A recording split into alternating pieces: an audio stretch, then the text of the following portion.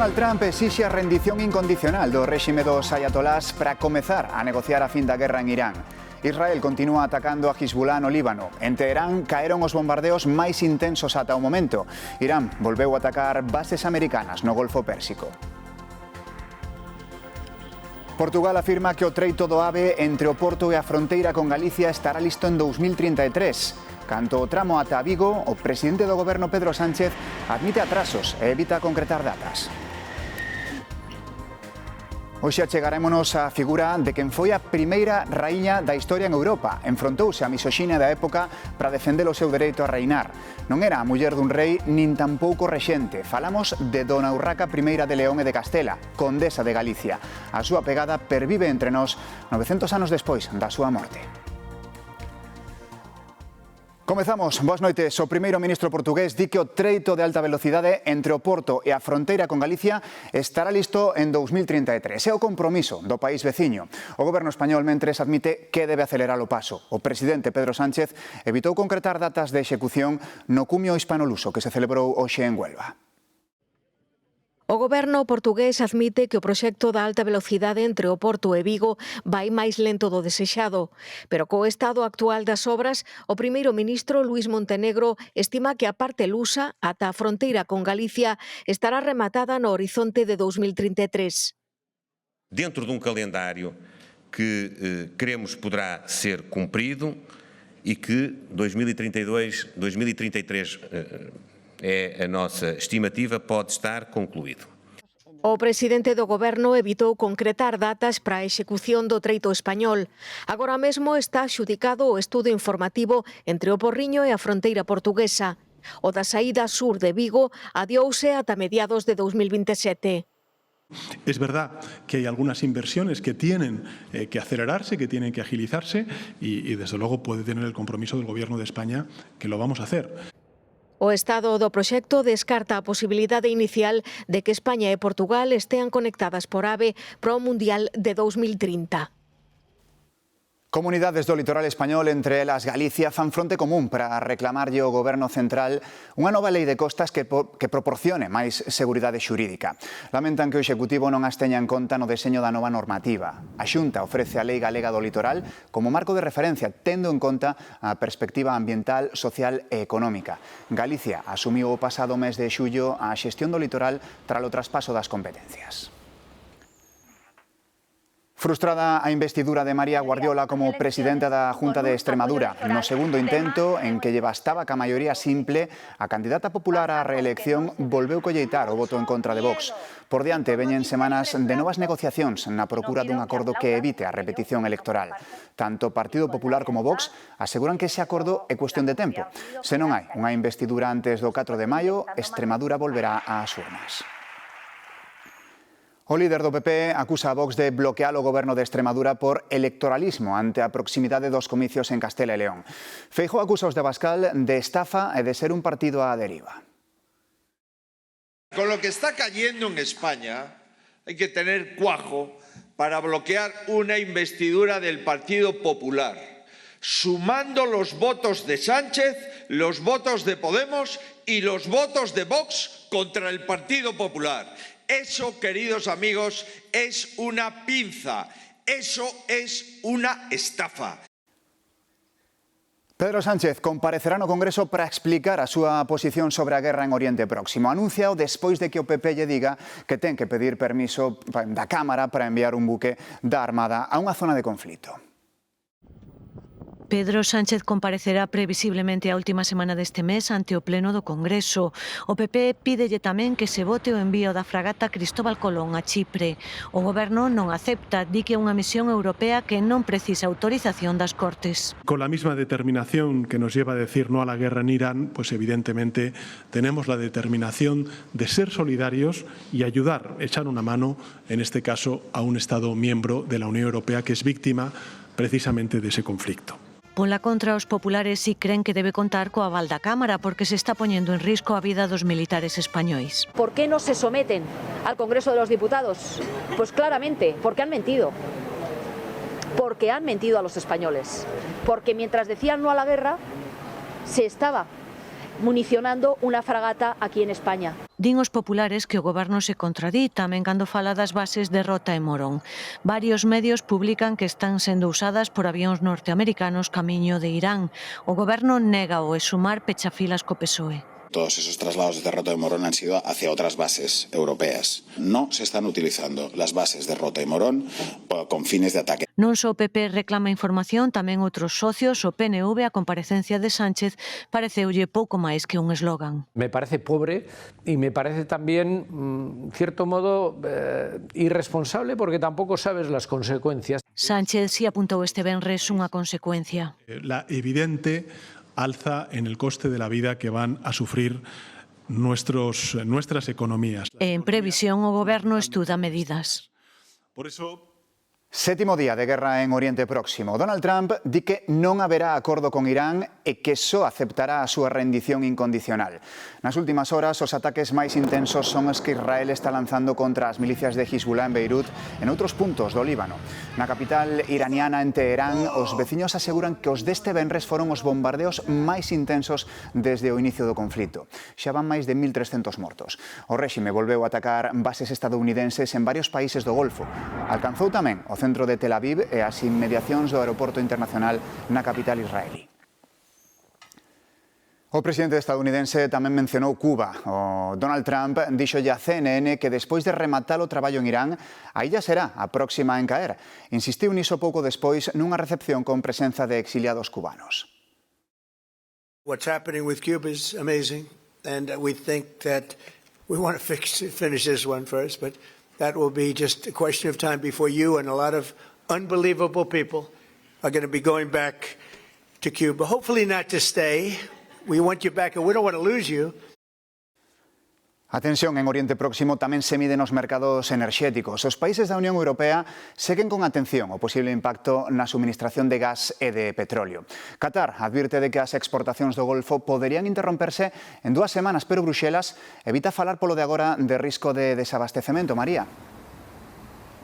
Sí, a Unión Europea asegura que está mellor preparada que hai 4 anos tras a invasión rusa de Ucraína e que o subministro de gas e petróleo agora depende moito menos do Estreito de Hormuz. Por iso consideran que polo momento o impacto da escalada é manexable e non ven riscos inmediatos para o abastecemento. Malia que as reservas de gas quedaron baixas tras o inverno, pero confían recuperalas antes da próxima tempada. O que si lles preocupa é a evolución dos prezos e a duración do conflito. Se se prolonga, advirten, a pegada nos mercados podería ser dramática.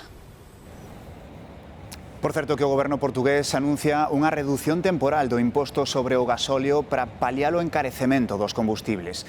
A medida supera unha baixada de máis de 3 céntimos por litro. A rebaixa entrará en vigor este mesmo luns. A pesar da baixada, o sector prevé que a partir da semana que ven o prezo do gasóleo subirá 20 céntimos e a gasolina case 8. Onte falábamos da suba dos prezos para encher o tanque do coche, pero obviamente tamén están a notar a escalada os fogares que utilizan gasóleo para a calefacción. Encher un depósito de 1.000 litros custa 400 euros máis que hai unha semana. O medo a que siga subindo disparou a demanda e xa hai lista de agarda.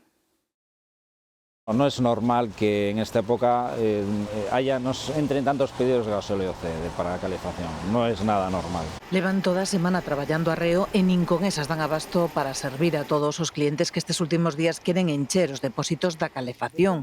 E é que dende que comenzou o conflito en Oriente, a escalada de prezos se deixou sentir tamén no gasóleo C. Encher un depósito de 1.000 litros custa 400 euros máis que hai 7 días. El viernes se estaba vendiendo el gasóleo de calefacción a 89 céntimos el litro y hoy se está vendiendo a 1,30 € el litro. Hai traballo fora na repartición, pero tamén dentro das oficinas, onde os teléfonos botan fume. Hai momentos en que tenemos que parar de coger el teléfono para poder organizar. O prezo está a 1,30. Entrega, de momento, estamos pedindo pedidos para lunes, martes. Teríamos que dar o prezo día antes do suministro. O prezo sobe dun día para outro e ata os distribuidores teñen problemas de conseguir gasóleo nos mercados grosistas. Cada día está subiendo el producto de compra y no hay todo el producto que uno quisiera tener. Puede llegar una hora a las 11 de la mañana, 11:30 de la mañana y decirnos ya no se vende más, cortamos ventas. Este pico de demanda ás portas da primavera pon de manifesto o medo que hai a que o conflito se prolongue durante meses e a escalada de prezos continúe. Máis asuntos. Pontevedra vai contar cun novo pabillón deportivo grazas á colaboración entre a Xunta e o Concello. Alfonso Rueda e Miguel Anxo Fernández Lores tamén traballan para que o campeonato de triatlón que vai acoller a cidade sexa un dos actos do Xacobeo, cando o Goberno Central desbloquee os beneficios fiscais para patrocinadores do próximo Ano Santo. Sempre que se fala, se chega a acordos e nós somos un concello que quere ter unhas relacións excelentes con todas as administracións para que Pontevedra siga avanzando. Son moitos investimentos, eu alégrome de que poidamos engadir estes 3 millóns de euros e, sobre todo, escenificar que falando e poñéndonos de acordo e vendo cales son as prioridades, se vexa que as administracións podemos colaborar con independencia de cores políticas.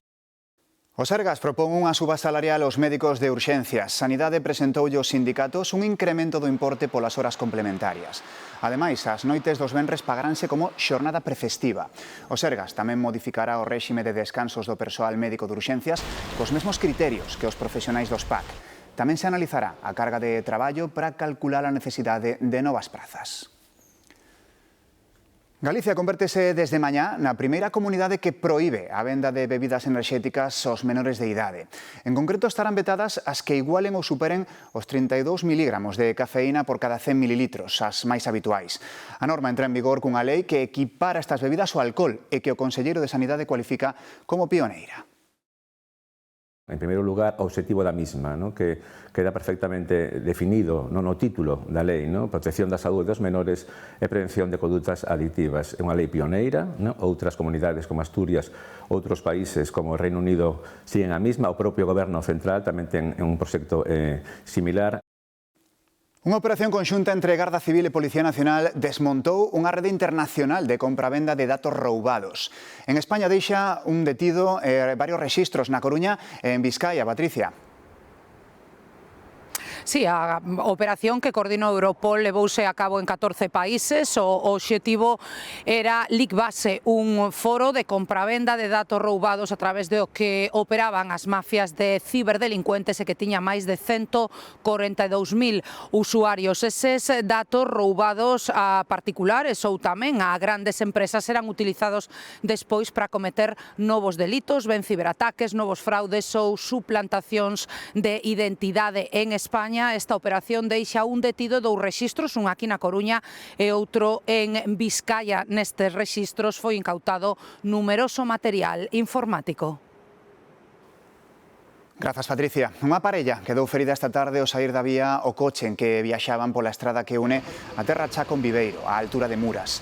Ambos ocupantes puideron saír polo seu propio pé do vehículo, pero por prevención os equipos de emerxencia trasladáronos ao ULA de Lugo, onde ingresaron con pronóstico reservado.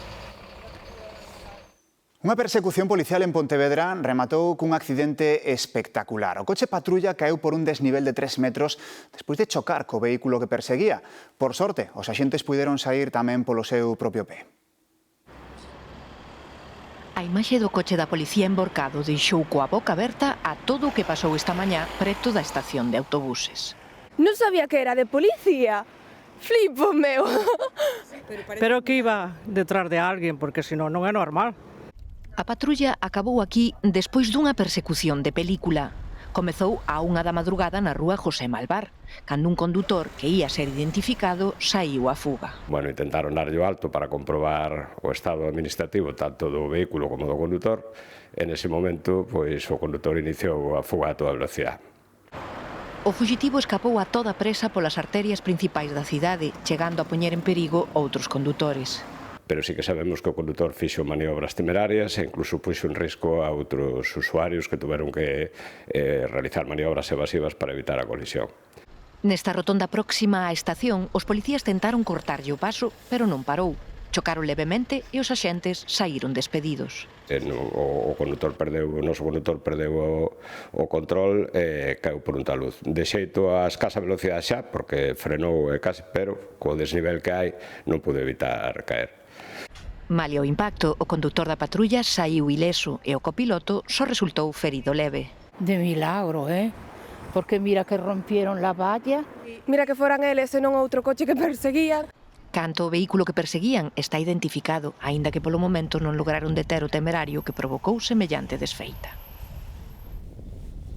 Emborcado nun noiro e ademais encaixado contra unha casa, como ben quedou este coche en Seixalbo, no concello de Ourense. Dentro ia unha parella cun fillo pequeno e o condutor cegouse co sol cando daba a volta. A dona conta que levaron un susto moi grande, sobre todo polo meniño, pero que por sorte non sufriron feridas e poden contalo. Levan desde o domingo esperando que manden un guindastre capaz de quitar o vehículo dai sen estragalo. Ocorreu na rúa comercial máis céntrica de Pontevedra. Unha muller aparcou o coche no medio da calzada para ir facer un recado. Deixou a circulación totalmente bloqueada, pero foi aínda peor cando o vehículo que quería pasar foi unha ambulancia. A muller foi gravada por numerosos viandantes que colgaron as imaxes nas redes sociais onde se fixeron virais. Nelas vese como a ambulancia tivo que subir a beira rúa para poder pasar e prestar asistencia correspondente. Pois o coche non se pode deixar zapateado como se fora un paraguas en calquer lado. Eso tampoco no se puede dejar el coche y te vas y ya. Y la ambulancia, pues bueno, tiene prioridad, lógicamente. As persoas que presenciaron o suceso aínda se sorprenderon máis cando viron a condutora saír dunha tenda cunhas bolsas na man. Eso fatal. Fatal, é como que deixa o coche para ir a tomar un café aí ao bar do lado. No, eso non pode ser, porque está obstaculizando unha rúa. Muy mal, la verdad es que sí. No debería de hacer eso. El coche en el medio de la carretera no se debe de dejar. Estas grabacións e as cámaras de tráfico permitiron aos axentes localizar e identificar a condutora. A muller foi denunciada por infracción grave. Ademais, a policía solicitou un incremento dun 30% da multa dada a gravidade da conduta. En Barcelona buscan un condutor desaparecido logo de ser arrastrado o seu vehículo por un torrente tras a crecida provocada polas intensas chuvias. Os bombeiros accederon á furgoneta, pero non atoparon o seu ocupante. Equipos de busca por terra, mergulladores e tamén un helicóptero traballaron toda a tarde nos labores de busca centrados na desembocadura do torrente de Llinars el Vallés. O dispositivo continuará pola noite para tentar dar co desaparecido. Estamos agora en Celanova, porque alí se fan desaparecer unha pintada histórica feita por Celso Emilio Ferreiro e Pepe Velo. Que pasou, Demetrio?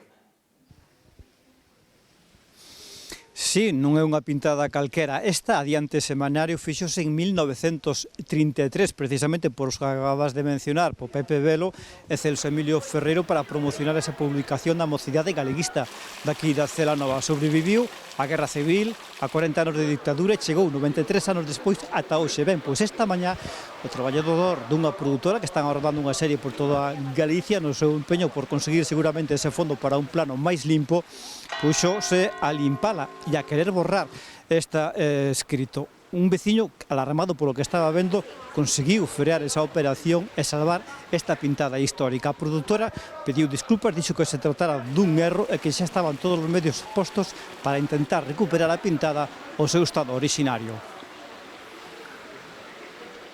Este domingo, 8 de marzo, coincidindo co Día Internacional da Muller, cúmprense 900 anos da morte da primeira raíña de pleno dereito da historia de Europa. Falamos de Dona Urraca I de León e de Castela, condesa de Galicia, a primeira muller que exerceu con plenitude o poder real, pois non foi nin consorte nin rexente. Soubo manter a coroa ata o final durante 17 anos, sufrindo a misoxinia dos cronistas da época, máis preocupados por xulgala como muller que como raíña. Galicia está chea de pegadas da figura de Dona Urraca e aínda hoxe escoitamos aquí contos que inmortalizan a figura da primeira raíña de Europa. Nas vésperas dese 8M, o Partido Popular de Galicia reuniu alcaldesas e exalcaldesas para reflexionar sobre o papel dos gobernos locais na loita pola igualdade. Os populares presumen de ser o Partido de Galicia con máis rexedoras, con 31, e Alfonso Rueda marca o reto de ter máis candidatas nas eleccións municipais de 2027. Os populares critican as eleccións de feminismo da oposición e reivindícanse como impulsores de leis pioneiras en España en igualdade. Xa, no ano 91 en Ourense, 6 mulleres que fomos alcaldesas do Partido Popular. E ese é o real, o feminismo real, non o feminismo que nos queren vender cada día pois os partidos da esquerda, non? Que como moi ben se dixo na anterior mesa, pois son feminismo de pancarta. Na nova campaña da tele e a radio públicas presumimos do noso xeito de facer as cousas. Creemos que mellor a galega. Que polas nosas pantallas pasaron personaxes de todo tipo nestes 40 anos e todos acabaron deixando frases míticas, pero á nosa maneira. Que non lembra o famoso Arrañal, a raparigo de Terminator ou o Cuiño Cuiño de Shin-Chan. Máis de 50 soportes publicitarios recollen esas citas que xa forman parte da cultura popular do país. E se falamos de cultura popular e de facer as cousas á galega, poucos programas como o Luar. Boas noites, compañeiros. Amigos do Telexornal, aplausos para a nosa audiencia. Decirvos que esta noite imos ter unha boda. E cando temos boda temos alegría, festa, por suposto, música e un gran menú que hoxe presentan o seu novo disco Treixadura. E a Orquestra Finisterre que nos presenta o seu novo project.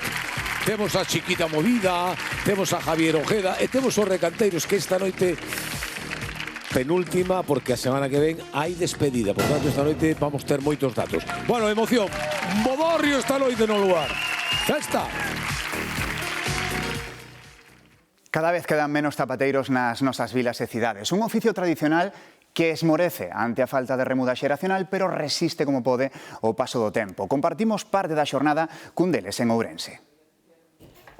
Cambiando tapas, cosendo ou devolvendo a forma aos zapatos gastados polo uso son algúns dos arranxos habituais no taller de Toño Blanco, que leva 23 anos dedicado a este oficio en Ourense. Quedan moi pouquiños, que chamamos a vella escuela pois a xente que fabricou. Hoxe penso que a maior parte dos que vamos quedando pois nos dedicamos máis ao mantenimiento. Mantenimiento e multiservicios, podemos dicir. Un multiservizo que fai que os zapateiros resistan malia o paso do tempo, porque aínda hai moita xente que quere alongar a vida dun par de zapatos. Como nos temos esa aberturiña, vamos descoser toda a solapa e meter unha pieciña entre o forro e a parte da fora para despois deixala toda cerradiña. A xente quere reparar ou quere facer mantenimiento e valen máis moitos mantenimientos que vale o comprar outro zapato desa calidad que non é boa. O Toño tamén axuda a manter un bo par de zapatos. O oficio vai esmorecendo, pero resistes a desaparecer, porque di traballo non falta. Afilado de cuchillería, paraguas, cremalleras, bolsos, todo relacionado co calzado, pois tapas e filis, proteccións na puntera, piezas, cosidos.